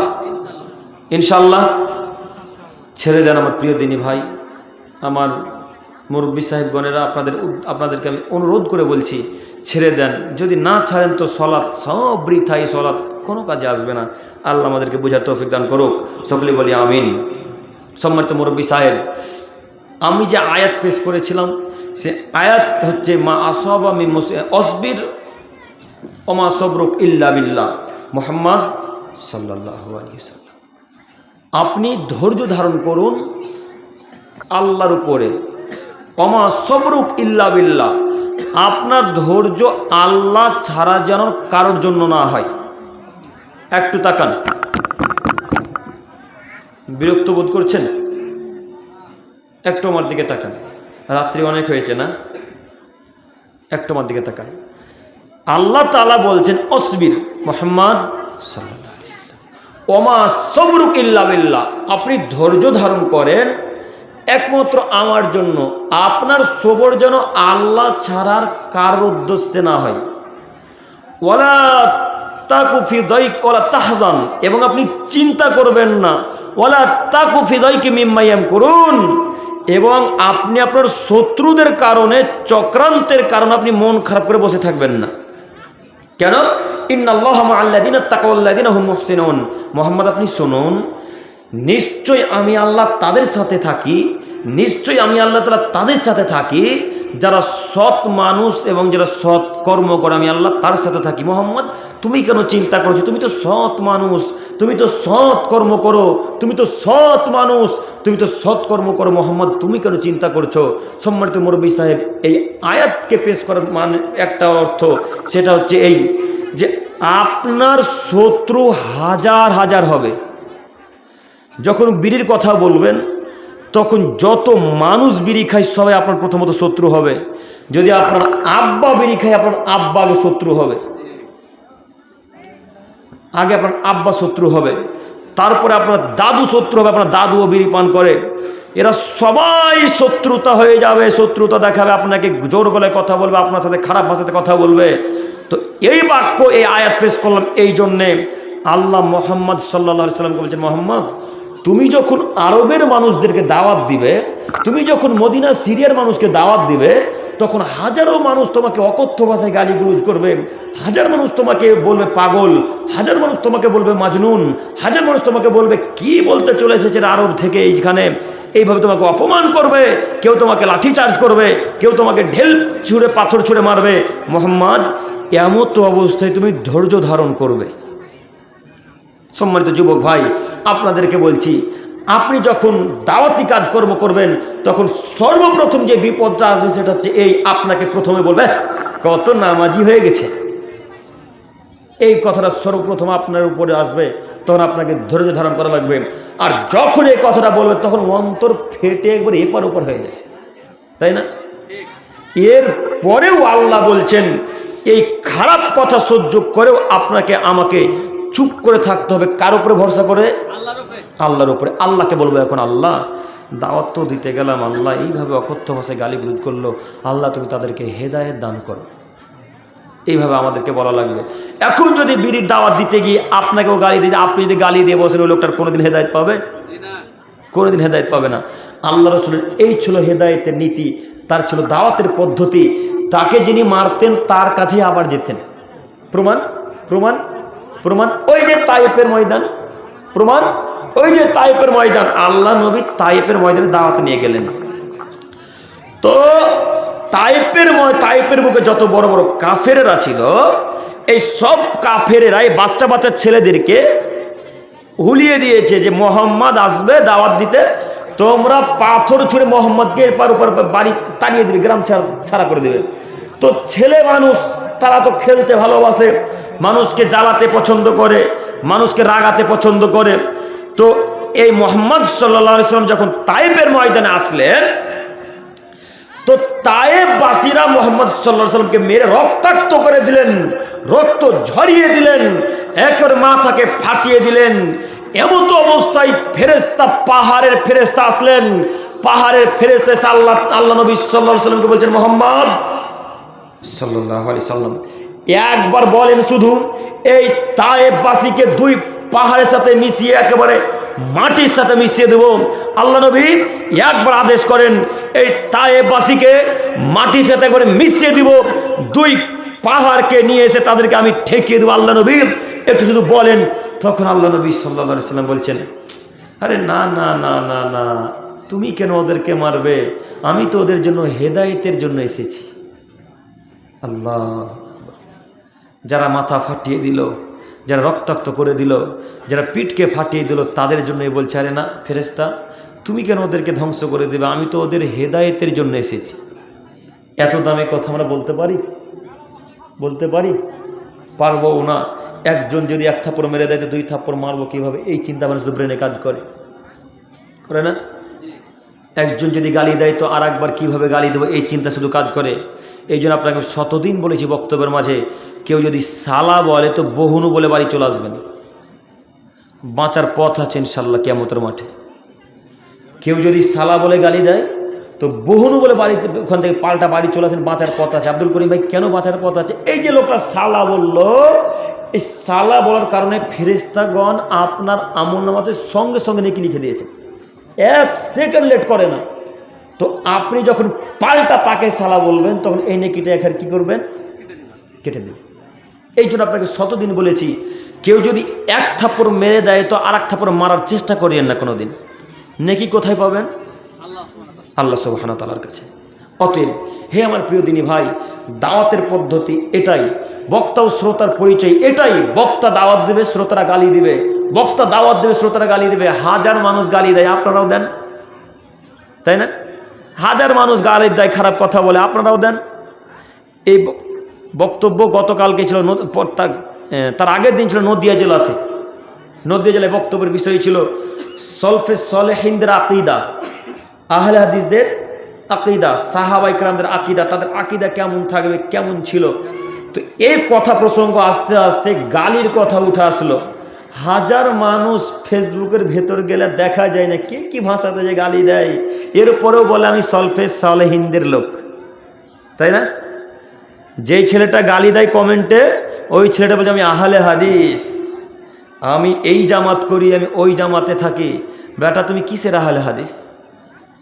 তুমি অমুক বক্তার কথা অমুক বক্তাকে গিয়ে লাগাও, একজনের কথা আরেকজনকে গিয়ে বলো, কমেন্টে হাজার হাজার গালি দেওয়ার পরে তুমি মনে করো আমি আহলে হাদিস, এরপর তুমি মনে করো আমি সলফে সালেহিনদের লোক, এরপর তুমি মনে করো আমি আহলে হাদিসদের সাহাবায়ে কেরামদের আকীদা অনুসরণ করি। না, অসম্ভব, কখনোই নয়, অসম্ভব, কখনোই নয়। যেই সমস্ত যুবকেরা কমেন্টে গালি লিখে যে কোনো বক্তাকে লিখুক না কেন, এই সব কমেন্টে নেকি বক্তাদেরকে দিয়ে দিতে হবে কিয়ামতের মাঠে। সব নেকি দিয়ে দেওয়া লাগবে। আপনি গালি দেন না, হাজার গালি লিখেন, কোনো যায় আসে না, হাজার গাল দেন, কোনো যায় আসে না, শুধু প্রস্তুত থাকেন কিয়ামতের মাঠে নেকি দেওয়ার জন্য। আর সাহাবা কেরামদের আকীদা একটু দেখাচ্ছি, দেখুন। আবু হুরায়রা, আব্দুল্লাহ ইবনে আব্বাস, ওমর, আনাস রাদিয়াল্লাহু তাআলা আনহু, উসমান রাদিয়াল্লাহু তাআলা আনহু, আর আবু বকর রাদিয়াল্লাহু তাআলা আনহু, আর আল্লাহর নবী সাল্লাল্লাহু আলাইহি সাল্লাম এক জায়গাতে দাঁড়িয়ে আছেন। একটু তাকান, বিশেষ করে যারা আপনারা গালি দেন তারা তাকান, একটু তাকান তো দেখি। এই বক্তব্য কিন্তু ইউটিউবে শুনছে, ফেসবুকে শুনছে না? ওদেরকেও বলছি, আপনারা শুনুন। যারা আপনারা গালি দিচ্ছেন আপনাদেরকে বলছি, আল্লাহ নবী দাঁড়িয়ে আছেন, পাশে দাঁড়িয়ে আছেন আবু বকর, পাশে দাঁড়িয়ে আছেন আবু হুরায়রা, পাশে দাঁড়িয়ে আছেন আরো বিখ্যাত বিখ্যাত সাহাবীরা। তো একটা লোক হঠাৎ আবু বকরের কাছে চলে আসলো। আবু বকরের কাছে যেমনই আসা তেমনি আবু বকরকে অকথ্য ভাষায় গালিগালাজ করতে শুরু করলেন। তো আবু বকর চুপ থাকলেন, আর আল্লাহ রসুল ওই লোকটার গালি শুনছেন, মুচকি মুচকি হাসছেন। আল্লাহ রসুলের হাসির স্টাইল ছিল দাঁত দেখা যাবে না, এটা রসুলের স্টাইল, হাসার স্টাইল। মুচকি মুচকি হাসছেন আর আবু বকরের দিকে তাকাচ্ছেন। তো এই লোকটার গালের মাত্রা যখন বেড়ে গেল, আবু বকর আর সহ্য করতে পারলেন না গাল। না, এই গাল তার সহ্য করা যায় না। তখন আবু বকর রাদিয়াল্লাহু তাআলা আনহু এই লোকটাকে পাল্টা গালি দিয়ে বসলো। যাই হোক, কোনো একটা কথা আবু বকর খারাপ ভাষাতে বলল। যেমনই গালি দেওয়া তেমনই মুহাম্মদ সাল্লাল্লাহু আলাইহি সাল্লাম আবু বকরের কাছ থেকে লাফ দিয়ে পাল্টা আবু বকরের কাছ থেকে দূরে চলে গেলেন। একবার দূরে চলে গেলেন। আবু বকরের মাথা খারাপ, কি ব্যাপার? আল্লাহ নবী এতক্ষণ চুপ মুচকি মুচকি হাসছিলেন, আমি গাল দেওয়া মাত্র আল্লাহ রাসূল চলে গেলেন, মানে ব্যাপারটা কি বুঝতে পারলাম না। আবু বকর গেলেন, আবু হুরায়রা গেলেন। আবু হুরায়রা বর্ণনা করছেন হাদিস, আবু হুরায়রা রাদিয়াল্লাহু তাআলা আনহু হাদিস বর্ণনা করছেন। তো আবু বকর আল্লাহ রসুলের কাছে গেলেন। আল্লাহ রসুলের কাছে গিয়ে আল্লাহ রসুলকে বলছেন, ইয়া রাসূলুল্লাহ, হে আল্লাহ রসুল, ওই লোকটা যখন গালি দিচ্ছিল তখন তো আপনি মুচকি মুচকি হাসছিলেন, আমি যেমনই গালি দিলাম তেমনি আপনি পাল্টা আমার কাছ থেকে পাল্টা ফেরত চলে এলেন, মানে ব্যাপারটা কি বুঝতে পারলাম না। তখন আবু বকর রাদিয়াল্লাহু তাআলা আনহু বললেন, আবু বকর শোনো, ওই যে লোকটা গালি দিচ্ছিল তোমাকে, ওই লোকটা যখন তোমাকে গালি দিচ্ছিল তখন তোমার পক্ষ থেকে একজন ফেরেশতা উত্তর দিচ্ছিল। আল্লাহুস সামাদ। তার মানে বোঝা যাচ্ছে যদি আব্দুল করিমকে কেউ গালি দেয়, আব্দুল করিমের পক্ষ থেকে কে উত্তর দিবে? ফেরেশতা। আব্দুর রহমানকে যদি গালি দেয় তো আব্দুর রহমানের পক্ষ থেকে কে উত্তর দিবে? এখন ফেরেশতা। তো আল্লাহ নবী আবু বকর রাদিয়াল্লাহু তাআলা আনহুকে বলেন, আবু বকর তুমি যেমনই গালি দিয়েছো তেমনি ফেরেশতারা তোমার কাছ থেকে চলে গিয়েছে আর শয়তান তোমার কাছে উপস্থিত হয়ে গেছে। আর শয়তান যেখানে থাকে আমি মুহাম্মদ সাল্লাল্লাহু আলাইহি ওয়াসাল্লাম সেখানে থাকতে পছন্দ করি না। তাই আবু বকর আমি তোমার কাছ থেকে পাল্টা চলে এসেছি। তো আবু বকর রাদিয়াল্লাহু তাআলা আনহু গালি দিলেন, আল্লাহ রাসূল চলে এলেন। তাহলে কি আল্লাহ রাসূল তাকে সমর্থন করলেন? করলেন? কথা বলেন একটু। করলেন কি? করলেন না। আপনি কিভাবে সমর্থন করতে পারেন? একটা ছেলে কমেন্টে আজে বাজে লিখেছে, তার নিচে গিয়ে আপনি আবার কমেন্ট করেছেন যে হ্যাঁ ভাই তুমি ঠিকই বলেছে। কথা আমি মনে বুঝাতে পারি না। ওই ব্যাটাই বলে আমি আহলে হাদিস। ব্যাটার তোমার কবর দিতে এসেছে আজকে মাটিতে। তুমি কিসের আহলে হাদিস বেটা? আহলে হাদিস তো তারাই যারা গালকে সহ্য করে থেকে যেতে পারে, তারাই আহলে হাদিস। তারাই চলবে সলেহিনদের মানুষ, তারাই চলবে মানহাজকে আকীদাকে অনুসরণ করে। তুমি কিসের আহলে হাদিস? তুমি মানুষকে গালি দাও আবার বলো আহলে হাদিস। তুমি মানুষের অপবাদ করো তুমি বলো আহলে হাদিস। তুমি মানুষের দুর্নাম করো তুমি বলো আহলে হাদিস। চিনা তোমার নীতি ভুল, আপনার নীতি ভুল, আপনাদের এই নীতি ভুল, আপনাদের নীতি গ্রহণযোগ্য নয়। আহলে হাদিস তো তারাই গাল দেওয়ার পর চুপ করে সহ্য করে থেকে যায়, তারাই মূলত আহলে হাদিস। তারাই মূলত সলবে সলেহিনদের আকীদা অনুসরণ করে, তারাই সলবে মানহাজের লোক, তারাই সত্যই সত্য আহলে হাদিস আকীদাকে অনুসরণ করে। তাছাড়া যারা গালি দেয় এবং যারা গালিকে সাপোর্ট করে তারা আহলে হাদিস হতে পারে না। অতএব আপনাকে বলছি, আর একটা কথা বলি। চায়ের দোকানে একটা ছেলে আর একটা ছেলেকে গালি দিচ্ছিল। ভালোভাবে কথা শ্রবণ করেন, কথা মিলছে কিনা দেখবেন। চায়ের দোকানে একটা ছেলে আর একটা ছেলেকে গালি দিচ্ছিল। তখন একটা লোক এদিক থেকে এই ছেলেটাকে উস্কানিমূলক কথা বলছে। উস্কানিমূলক কথা বোঝেন কি? তখন এই ছেলেটা বলছে তোকে গাল দিল রে, তোর মতো ছেলেকে গাল দিল, তুই এত শক্তিশালী ছেলে তোকে গাল দেবে, তুই গাল দিতে পারিস না রে, তুইও গালি দে। তখন যে ছেলেটা টোপে গেল, এখন গাছে উঠে গেছে, এখন নামতে পারবে না। এই কথাতে ওই এত গালি দিল, এই ছেলেটা গাল দিয়ে যত পাপ করলো, যে লোকটা তাকে বলতে উদ্বুদ্ধ করলো সে লোকটা একাই তত পাপ করলো। কথা কি বোঝাতে পারলাম? হাজারো মানুষ চায়ের দোকানে শুধু পিন মারার জন্য প্রস্তুত থাকে। পিন বোঝেন কি? আপনারা কি বলেন? ওটাই বলেন কি? পিন মারার জন্য প্রস্তুত থাকে, যে কখন কোন মানুষ আসবে তাকে জ্বালাবো, তাকে রাগাবো। শুনুন, এটা আহলে হাদিসের আকীদা নয়। ইনশাল্লাহ মনে থাকবে কথাগুলো। আর জিন্দেগিতে কাউকে গালি দেবো না ইনশাল্লাহ, জিন্দেগিতে গালি দেবো না ইনশাল্লাহ। আর গালি যদি কাউকে দিয়ে থাকেন তো হাত ধরে আজকেই ভিক্ষা চাইবেন। কেন? আল্লাহ নবী সাল্লাল্লাহু আলাইহি সাল্লাম বলছেন, আবু হুরায়রা রাদিয়াল্লাহু তাআলা আনহু বলছেন, খুব মনোযোগ দিয়ে বক্তব্য শোনেন। আবু হুরায়রা রাদিয়াল্লাহু তাআলা আনহু বলছেন, একটা লোক গ্রাম অঞ্চল থেকে আল্লাহ রসুলের কাছে আসলো। গ্রাম অঞ্চল থেকে আরবের বুকে আসলো আল্লাহ রসুলের কাছে। তো এসে আল্লাহ রসুলকে বলছে, ইয়া রাসূলুল্লাহ, একটা মহিলা খুব বেশি বেশি সলাত আদায় করে, খুব বেশি বেশি তসবিহ তাহলিল জিকির আজকার করে, খুব বেশি বেশি দান খায়রাত করে, খুব বেশি বেশি সিয়াম পালন করে, কিন্তু ওই মহিলাটার মুখের দ্বারাতে তার পাড়া প্রতিবেশী, তার গ্রামের লোক ভালো থাকতে পারে না, কষ্ট পায়। তখন আল্লাহ নবী সাল্লাল্লাহু আলাইহি সাল্লাম বলেন, হিয়া ফিন্নার, সেই মহিলা জাহান্নামে যাবে। সে মহিলা কোথায় যাবে? ওদিকে টাকা দাও চলে যাবে। সে মহিলা কোথায় যাবে? জাহান্নামে যাবে। এরপরে আবার ওই লোকটা আল্লাহ রসুলকে বলছেন, আল্লাহর নবী, আর একটা মহিলা আছে যে মহিলাটা কম কম সলাত আদায় করে। কম কম মানে শুধু 5 ওয়াক্তের সলাত আদায় করে, কম কম সিয়াম পালন করে। আল্লাহ নবী সেই মহিলা কম কম সিয়াম মানে শুধু রমজান মাসে সিয়াম পালন করে। ও মুহররমের সিয়াম, আরাফার সিয়াম, সাপ্তাহিক সিয়াম, মাসিক সিয়াম পালন করবে না, করে না।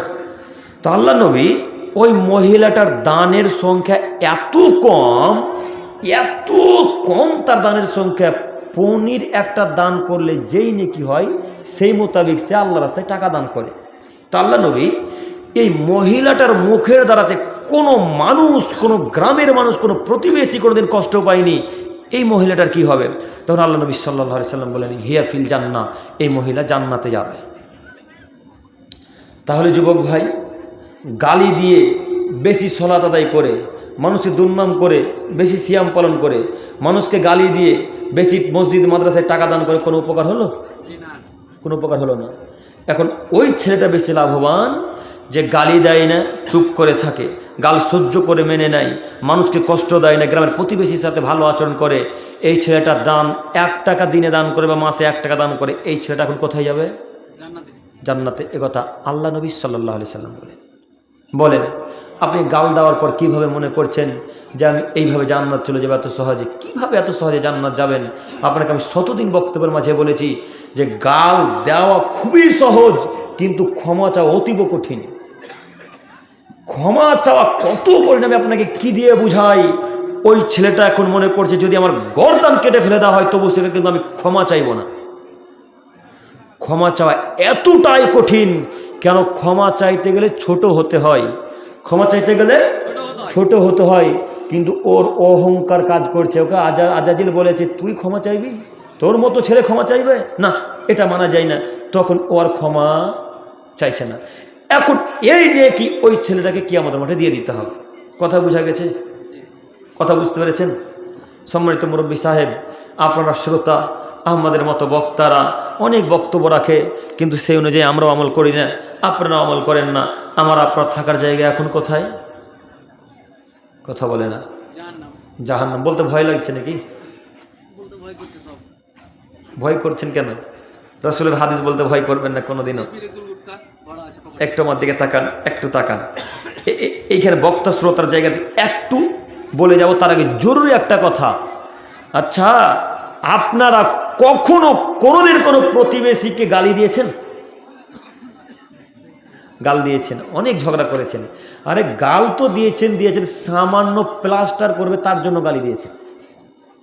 প্লাস্টার করবে, রং করবে। দুই ভাইয়ের বাড়ি পাশাপাশি, তাকান একটু, বুখারী মুসলিমের হাদিস, শুধু বাংলা বলছি, আপনাকে তার অর্থ শোনাচ্ছি। দুই ভাইয়ের বাড়ি পাশাপাশি, তো ছোট ভাইটা বাড়ি করে নিয়েছে, 1 ইঞ্চি জায়গা ছাড়েনি, 1 ইঞ্চিও ছাড়েনি। আপনাদের দিকে 3 ফুট ছাড়তে হয় নাকি? আমাদের দিকে 3 ফুট ছেড়ে বাড়ি করতে হয়। তো এই ছেলেটা বদমাস, এই 1 ইঞ্চিও জায়গা ছাড়েনি, একেবারে সেম করে তার 5-এর কি উঠে দিয়েছে। তো 2 দিন পর তার টাকা হয়েছে, এখন প্লাস্টার করবে, এখন তার ঘরটা প্লাস্টার করবে। তো প্লাস্টার করবে তার জন্য তার দাদার জায়গাতে খুঁটিটা পুঁতেছে, ভাড়া বেঁধেছে। তো এর দাদা এখন বলছে, তুই আমার জায়গাতে খুঁটি লাগিয়েছিস মানে তুলে নে, না তো মার্ডার হয়ে যাবি আজকে। আজকে কিন্তু একটা বড় ঘটনা ঘটে যাবে, তুই তুলে ফেল, আজকে তুলে ফেল, তুই জায়গা ছেড়ে বাড়ি করিস নি কেন? তুই কেন জায়গা ছাড়লি না? তোকে আমি প্লাস্টার করতে দেবো না। আচ্ছা, এখন আপনাকে বলছি, ওটা আপনার ছোট ভাই ভুল করেছে, বাদ দেন। তো আপনার জায়গাতে যদি খুঁটিটা পুঁতে রাখে তো জায়গাটা কি দখল করে নিল? করেনি। তো তাকে খুঁটিটা পুঁততে দিলেন না কেন? প্লাস্টারটা করতে দিলেন না কেন? কেন দিলেন না প্লাস্টার? বুখারী মুসলিমের হাদিস, আল্লাহ নবী বলছেন, আইয়া বিজা খসবাতান ফি জিদারিহি। সাহাবায়ে কেরাম শোনো, যদি কোনো মানুষ তোমার দেওয়ালে খুঁটি লাগাতে চায়, মাইকের আওয়াজটা একটু ঠিক করুন না গো, ওই সা আওয়াজটা করছে কেন? একটু তাকান। আল্লাহ নবী সাল্লাল্লাহু আলাইহি সাল্লাম বলছেন যে যদি কোনো সাহাবী, কোনো মানুষ তোমার দেওয়ালের সাথে দেওয়াল লাগাতে চায়, খুঁটি লাগাতে চায়, তো তাহলে তাকে তোমরা নিষেধ করো না, তোমরা তাকে দেওয়ালের সাথে দেওয়াল লাগাতে দিও, খুঁটি লাগাতে দিও। কেন? সে তোমার দ্বীনী ভাই, সে তোমার মুসলিম ভাই, তুমি তাকে বাধা দিও না। আর আপনি আপনার নিজের ভাইকে আপনি বাধা দিচ্ছেন, তাহলে আপনার আকীদা কোথায় গিয়ে ঠেকেছে বলেন? সম্মানিত দিনী ভাই, সামান্য জায়গা নিয়ে এত কেন অহংকার? কবরে চলে গেলে কিছুই থাকবে না গো, সব ছেলে মেয়ের স্ত্রীতে দখল করে নেবে, সব দখল করে নেবে। অতএব আপনাকে আমি অনুরোধ করে বলছি যে প্লাস্টার করতে দিবেন, রং করতেও দিবেন, বাধা দিবেন না, আজ থেকে দিবেন ইনশাল্লাহ। ইনশাল্লাহ। কি প্রয়োজন? রং করছে করুক, সামান্য 2-3 ঘন্টা থাকবে, 3 ঘন্টা থাকবে, আবার বাসায় চলে যাবে, ঝামেলা মিটে গেল। এইটুকু ঝামেলার জন্য কত বড় বড় ঝামেলা হয়, আমরা নিজের চোখে দেখা আমাদের, যেটাকে প্লাস্টার করতে দেবে না বলে মোড়ল এসছে, মুন্না এসেছে, সবাই এসেছে। সম্মানিত দিনী ভাই, আপনাদের সুদী থানাতে ঘটে কিনা জানি না, তবে আপনাকে আমি অনুরোধ করে বলতে চাইছি, এরকম ঘটনা যেন না ঘটে ইনশাল্লাহ। ইনশাল্লাহ। আল্লাহ তুমি বুঝার তৌফিক দান করো, সকলে বলি আমিন। সম্মানিত মুরব্বী সাহেব, আপনাকে আমি আরও একটা যেটা কথা বলতে চাইছিলাম, সেটা হচ্ছে এই যে রাসূলুল্লাহ সাল্লাল্লাহু আলাইহি ওয়াসাল্লাম বলেছেন, পৃথিবীর মানুষ, তোমরা ততদিন জান্নাতে যেতে পারবে না যতদিন তুমি তোমার পাড়া প্রতিবেশীর সাথে ভালো আচরণ করতে না পারবে। এখন এই লোকটা যদি তাহাজ্জুদ পড়ে আর পাড়া প্রতিবেশীকে গালি দেয়, তাহলে লোকটা জান্নাতে যাবে না। স্পষ্ট বুখারী মুসলিমের হাদিস, প্রমাণ আল্লাহ নবী সাল্লাল্লাহু আলাইহি ওয়াসাল্লাম বলছেন, লা ইয়াদখুলুল জান্নাতা, লা ইয়াদখুলুল জান্নাহ পরের বাক্যটা মনে আসছে না তো, আল্লাহ নবী, বুখারী মুসলিম, আল্লাহ নবী সাল্লাল্লাহু আলাইহি ওয়াসাল্লাম বলছেন যে এই লোকটা জান্নাতে যাবে না যে লোকটা তার পাড়া প্রতিবেশীকে দুঃখ কষ্ট দেয়, যে তার পাড়া প্রতিবেশীকে গালি দেয়, সে লোকটা জান্নাতে যাবে না। বুখারী মুসলিমের হাদিস। অতএব আমি আপনাকে অনুরোধ করে বলতে চাইছি, হে আমার প্রিয় দিনী ভাই, হে আমার সম্মানিত মা ও বোন, যত বেশি ঝগড়া হয় মহিলাদের কারণে, যত বেশি ঝগড়া হয় মহিলাদের কারণে, যত বেশি ঝামেলা হয় মহিলাদের কারণে, তাই আপনাকে অনুরোধ করে বলতে চাইছি, বেশি বেশি সলাত, বেশি বেশি সিয়াম, বেশি বেশি জাকাত আদায় করা, বেশি বেশি দান খায়রাত করার কোনো প্রয়োজন নেই। 5 ওয়াক্ত সলাত আদায় করেন, রমজান মাসের একবার সিয়াম পালন করেন, আর সম্ভবত টাকা যদি থাকে তাহলে দান খায়রাত করেন, আর মানুষের সাথে ভালো আচরণ করেন, জান্নাত হবেই হবে ইনশাআল্লাহ, ইনশাআল্লাহ। সম্মানিত মুরব্বী সাহেব, সম্মানিত যুবক ভাইয়েরা, আমি আপনার দিনী ভাই, আপনাকে অনুরোধ করছি এই নীতি যে কোনো মূল্যে গ্রহণ করে নিতে হবে। আল্লাহ যেন আমাদেরকে বোঝার তৌফিক দান করেন, সকলে বলি আমিন। সম্মানিত দিনী ভাই, তাই আপনাকে আমি বলতে চাইছিলাম যে মানুষ অনেক অনেক রকম বলবে, বাধা দিবে দাওয়াত দিলে, আর দাওয়াতি প্রথাটা, দাওয়াতি কাজটা এত কঠিন কাজ যা সবর ধৈর্য না থাকলে আপনি দাওয়াতি কাজকর্ম করতে পারবেন না, পারবেন না, ইনশাল্লাহ পারবেন না। যেমন আপনাদেরকে আমি একটা বাস্তব উদাহরণ দিয়ে বলি, আপনাদের মসজিদে আগে ইনডোর প্রোগ্রাম হতো, হয় কি ইনডোর প্রোগ্রাম মানে বুঝলেন না, সাপ্তাহিক ইজতেমা হয়, এখনো হয়, বছরে আছে। তো এরকম হাজারো মসজিদ আছে যারা প্রতি সপ্তাহে ইনডোর প্রোগ্রাম করত, মাসিক ইজতেমা করত বা সাপ্তাহিক ইজতেমা করত। তো এরা দাওয়াত দিতে দিতে দিতে দিতে মুরব্বী সাহেবরা এক পর্যায়ে এত ক্ষিপ্ত হয়েছে এদের উপরে, তোরাই একবারে মুফতি হয়ে গেলি নাকি, বক্তব্য দিতে এসেছিস। এই বক্তব্য যখন বলে দিল মুরব্বী সাহেব, তখন তারপরে সপ্তাহ থেকে দাওয়াত দেয় না। তো ধৈর্য না থাকলে দাওয়াত দেওয়া যাবে না। হাজার মানুষ গালি দিবে, ওষুধ মনে করে পানির সাথে গিলে খেয়ে নিতে হবে, তাহলে দাওয়াতি কাজকর্ম করতে পারবেন, নইলে পারবেন না, তাই না? নইলে পারবেন না আপনি দাওয়াতি কাজকর্ম করতে। অতএব আপনাকে অনুরোধ করে বলতে চাইছি যে দাওয়াতি কাজকর্ম যদি করতে চান তাহলে ধৈর্য সবর করার চেষ্টা করবেন। আল্লাহ আমাদেরকে বোঝার তৌফিক দান করুক, সকলে বলি আমিন। সম্মানিত তিনি ভাই, এরপরের হাদিস আবু হুরায়রা রাদিয়াল্লাহু তাআলা আনহু থেকে বর্ণিত, তিনি বলেন রাসূলুল্লাহ সাল্লাল্লাহু আলাইহি সাল্লাম বলেছেন, মালি আব্দুল মুমিনি ইনদি জাযাউন ইদা কাবালতু সাফিয়াহু মিন আহলিল জান্নাহ সুম্মা ইহতাসাবাহু। আদমের ছেলে মেয়ে, তোমাদের মধ্য হতে যদি কোনো প্রিয় মানুষকে আমি আল্লাহ ছিনিয়ে নিই, একটু তাকান, বুখারী মুসলিম। আদমের ছেলে মেয়ে, তোমাদের মধ্য হতে যদি কোনো আমি প্রিয় মানুষকে আমি আল্লাহ তাআলা আমার কাছে ডেকে নিই, অর্থাৎ তার মৃত্যু নিয়ে নিই, সুম্মা ইহতাসাবাহু, এই অবস্থায় যদি তোমরা ধৈর্য ধারণ করতে পারো তাহলে তোমাদের জন্য জান্নাত আমি আল্লাহ তাআলা প্রস্তুত করে রেখেছি। আল্লাহু আকবার। সম্মানিত তিনি ভাই, সব থেকে প্রিয় কে আমাদের নিকটে? পিতামাতা। ভালোবাসার দিক দিয়ে স্ত্রী, পিতামাতা সব থেকে প্রিয় জিনিস।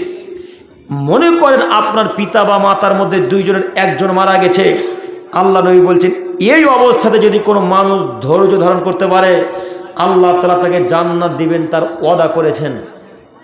কিন্তু বড় কঠিন একটা বিষয়, আব্বু মারা গেলে ধৈর্য ধারণ করা যায় না, মা মারা গেলে ধৈর্য ধারণ করা যায় না, খুব কঠিন একটা বিষয়।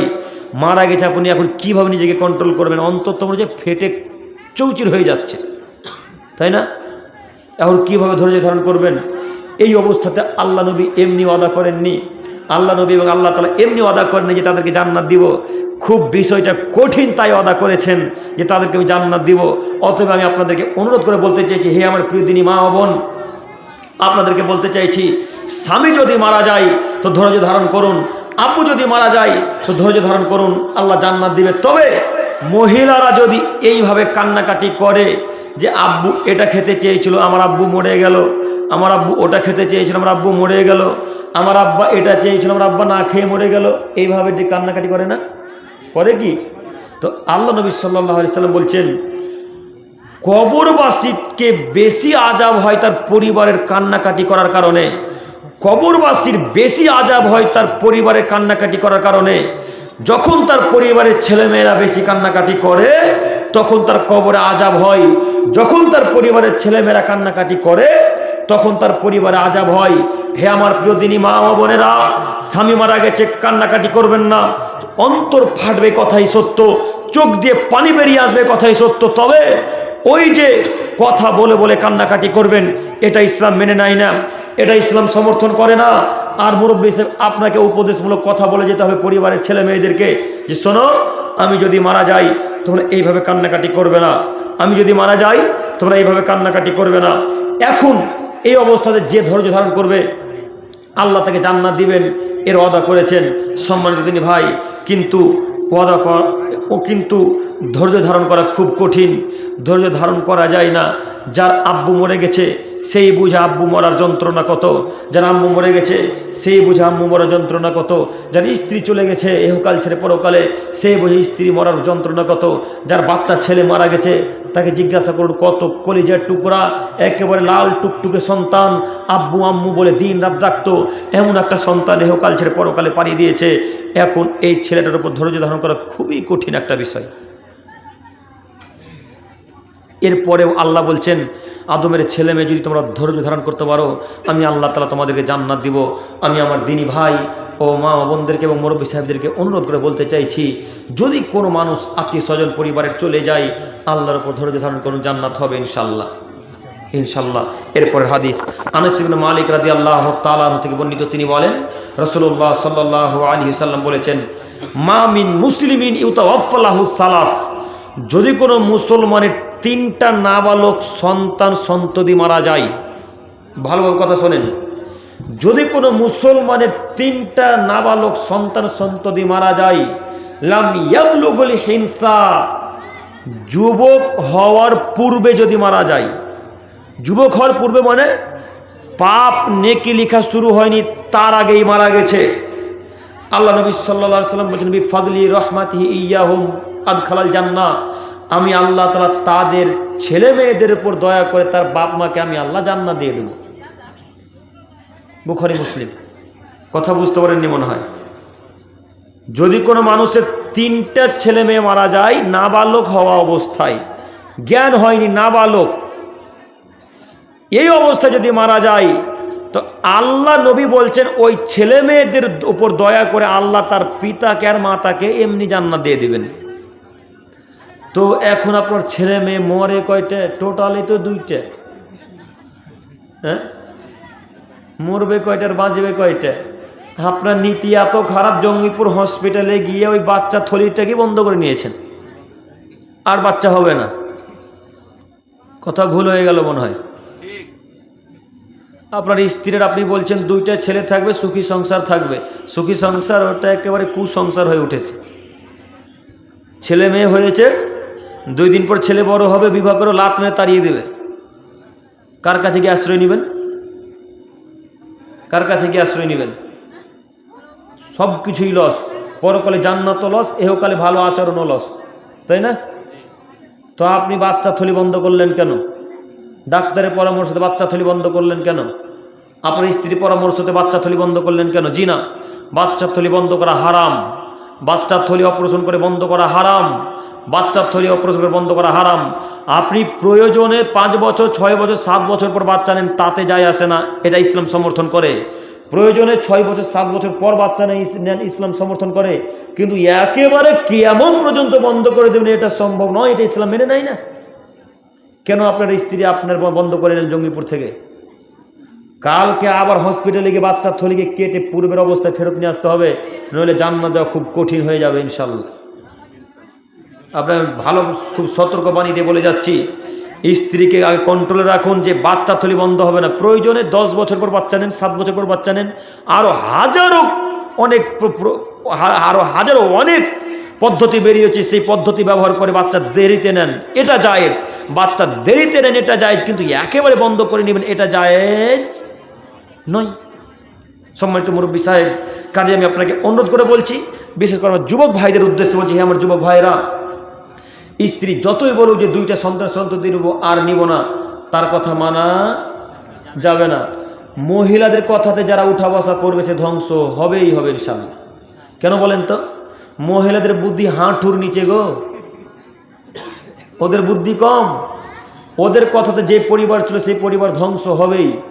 যত যুবক তার স্ত্রীর কথাতে চলে তার মধ্যে 1999টা যুবকই তার মা বাপকে দেখতে পারে না, তাই না? যেই স্ত্রীর কথা শুনেছে সেই তার মাকে গালি দিয়েছে, যেই স্ত্রীর কথা শুনেছে সেই তার বাপকে গালি দিয়ে বাড়ি থেকে তাড়িয়ে দিয়েছে। আর আল্লাহ নবী বলছেন, যেই দেশে মহিলা নেতৃত্ব দিবে, যেই পরিবারে মহিলা নেতৃত্ব দিবে সেই পরিবারে আল্লাহর গজব নাজিল হবে, সেই পরিবারে আল্লাহর গজব নাজিল হবে, সেই পরিবারে আল্লাহর গজব নাজিল হবে। আপনি আশ্চর্য পরিবার, আপনার মেয়েই, আপনার স্ত্রীর হাতে টাকা, স্ত্রীর হাতে ঘরের চাবি, স্ত্রী হাতে সব কিছু। রহিমা 1 কেজি ডাল লাগবে, 100 টাকা দাও, তাহলে তো ওখানে আছে না। অথচ নীতি কেমন হওয়া উচিত ছিল, আপনাকে আপনার স্ত্রী বলতে হবে এই জিনিসটা প্রয়োজন, 100 টাকা লাগবে, তখন আপনাকে বলতে হতো ওইখানে 100 টাকা নিয়ে নে। একেবারে উল্টা, একেবারে পদ্ধতি উল্টা। এই জন্য তো আপনার স্ত্রী আপনাকে পায়ের তলে রেখেছে, আর আপনার স্ত্রী আপনার মাথার উপরে বসে আছে, তাই না? এই জন্য মহিলারা মাথার উপর বসে আছে, পায়ের তলে আপনাকে রেখেছে। সব টাকা কোনোদিন স্ত্রীর হাতে তুলে দিবেন না। মা ভিন্ন হয়ে গেছে, মাকে 2000-3000 মাসে দেন, সপ্তাহে দেন, 2 সপ্তাহে 1 দিন দেন, 2000-3000, তবে স্ত্রীকে দেখে দিবেন না। ও যতই বলুক যে আমি তোমার মাকে ভালোবাসি, জিন্দেগিতে টাকা যদি দেখতে দেখে নেয়, তাহলে আপনাকে সারা রাত আর ভালোবাসবে না। দেখেন, একদিন দিয়ে দেখেন, মনে হচ্ছে যেন আপনাকে কেটে ফেলে দেবে একদম। তুমি টাকা তোমার মাকে দিলা মানে, টাকা তো আমাদের, তোমার মা কীভাবে টাকা পাবে? কথা বুঝেননি? টাকা তো আমাদের, তোমার মা কেন টাকা পাবে? একদিন মুখের চোখের সামনে টাকা দিয়ে দেখেন, মুখ একবারে বাংলার 5 হয়ে যাবে, আর দেখতে পারবে না, তার দিকে তাকাতে পারবে না। এটা হলো মহিলা, ওদের অন্তর অতীব ছোট, অন্তর অতীব ছোট তাদের, তারা এই ব্যবহার দেখতে পারে না। আম্মুকে লুকিয়ে লুকিয়ে টাকা দিবেন, এটাই ঠিক, আম্মুকে লুকিয়ে লুকিয়ে টাকা দিবেন, এটাই ঠিক। আর একটা কথা, যে ছেলেগুলো কেরাতে কাজ করছো তোমাদেরকে বলছি, সব টাকা স্ত্রীর ব্যাংকে পাঠাচ্ছ কেন গো? হ্যাঁ, সব টাকা স্ত্রীর ব্যাংকে কেন পাঠাচ্ছ? আর যত মহিলা, যত মানুষ টাকা তুলতে যাচ্ছে ব্যাংকে, সবই মহিলা মানুষ। দেখেন, গিয়ে খোঁজ নিয়ে দেখেন, সব মহিলা মানুষ। এরা হায়া, শরম, লজ্জা, বিদ্যা সব বিক্রি করে খেয়েছে। বাড়িতে তোমার আব্বার ব্যাংকে পাঠাও, সব টাকা যদি স্ত্রীর অ্যাকাউন্টে রাখো, 10 বছর পর যখন 10 লাখ টাকা জমবে, তোমার মুখে লাথি মেরে পালিয়ে যাবে, আর তোমাকে প্রাধান্য দিবে না। তুমি দেখো, বাংলাদেশের একটা একবারে তাজা খবর, তাজা খবর, কুয়েতে কাজ করে ওর স্বামী। কোথায় কাজ করে? কুয়েতে কাজ করে। যত টাকা হয় স্ত্রীর অ্যাকাউন্টে আসে, যত টাকা হয় স্ত্রীর অ্যাকাউন্টে আসে, সব স্ত্রীর অ্যাকাউন্টে টাকা পাঠায়। টাকা এদিকে জমে জমে জমে জমে কয়েক কোটি টাকা হয়েছে। বাড়ি এসে দেখছে সব টাকা তার স্ত্রী নিয়ে পালিয়ে গেছে, বাড়িতেই নেই এখনো। এখন কি করবেন? স্ত্রীর উপরে এত ভরসা করা উচিত নয়। ভরসা করতে হবে, কিন্তু সব টাকা তার হাতে তুলে দেবেন, এটা ঠিক নয়। আজকে আব্দুল করিমকে গাল দিয়ে থাকবেন আপনার স্ত্রীরা, কি যে বলতে এসেছে, সব ভাঙিয়ে চলে গেল রে। আমি আপনাকে ভাঙাতে আসিনি, আমি আপনাকে সঠিক পদ্ধতির কথা বলছি। স্ত্রীর হাতে টাকা দেবেন, আম্মার হাতেও টাকা দেবেন, নিজের কাছে টাকা রাখবেন। স্ত্রীর কাছে টাকা চেয়ে আর নিজেকে ছোট করবেন না কোনোদিন। মনে থাকবে কি ইনশাল্লাহ? স্ত্রীর কাছে টাকা চাইবেন যে 500 টাকা দাও, তোমার কাছে নেই, এইভাবে নিজেই ছোট হবেন না কোনোদিন। আল্লাহ আমাদেরকে বোঝার তৌফিক দান করুক, সকলে বলি আমিন। সময় অতীব বেশি হয়ে গেছে, আর সময় লং করতে চাইছি না। সভাপতি সাহেব প্রথমে একটা কথা বলেছিলেন যে ওই গেটের সামনে ছবি দেওয়া আছে, এই বিষয়ে কিছু বলেন। তাতে আমি বুঝে গেছি কি বলতে চাইছে। এইভাবে ছবি গেটে দিবেন না, এভাবে দেওয়া উচিত নয়। ছবি মূর্তি হচ্ছে শিরকের উৎস, ঠিক আছে? এইভাবে পরবর্তী দিবেন ইনশাল্লাহ, ইনশাল্লাহ। আপনারা আমাদের ফটো দিয়ে দিচ্ছেন, তখন আমাদের দোষ দিচ্ছে। ওই যে দেখেন, আমরাও বক্তা হিসেবে থাকছি, মাদানিরাও থাকছে, সালাফিরাও থাকছে, মাক্কিরাও থাকছে। তো আপনাদের মতো সভাপতি সাহেবেরা, আপনাদের মতো গ্রামের মানুষরা যারা দায়িত্ব নিয়েছে, তারা আমাদের নামকে উপরে দিয়ে দিচ্ছেন, আর মাক্কিদের নাম নিচে দিয়ে দিচ্ছেন। তো আমরা দোষী না আপনারা দোষী? কথা বলেন একটু। মাদানিদের নাম নিচে বসিয়ে দিয়েছেন, আর আমাদের নাম উপরে দিয়ে দিচ্ছেন। তো আমরা দোষী না আপনারা দোষী? আজ পর্যন্ত এতদিন থেকে জালসা করছি, এমন কোন মায়ের বেটা প্রমাণ করতে পারবে যে আব্দুল করিম বলেছে আমাকে প্রধান বক্তা করো, বা আমার নামটা উপরে থাকবে? কেউ বলতে পারবেন? আপনারা কে ফোন করেছিলেন আমাকে গো? কে ফোন করেছিলেন? কমিটি থেকে ফোন করে? আপনি না? তো আমি বলেছিলাম আমাকে প্রধান বক্তা করেন, বলিনি।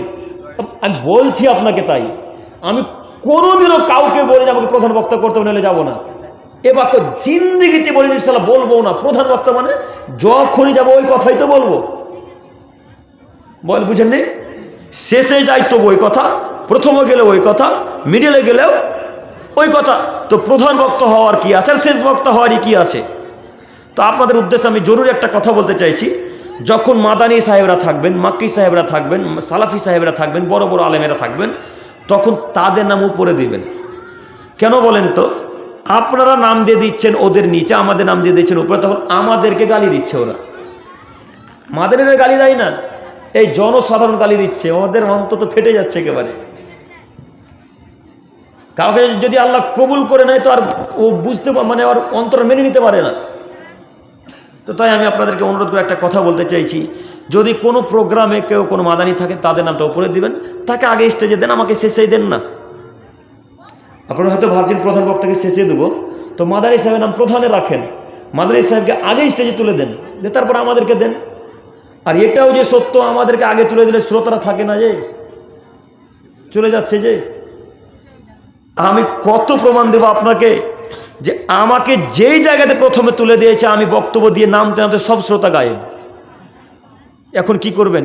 এই নীতিতেও ছেলে, মানে কমিটির লোকেরা বলছে ওকে আগে তুলে দিলে কিন্তু আর শ্রোতা পাওয়া যাবে না, তাই চলে যাচ্ছে।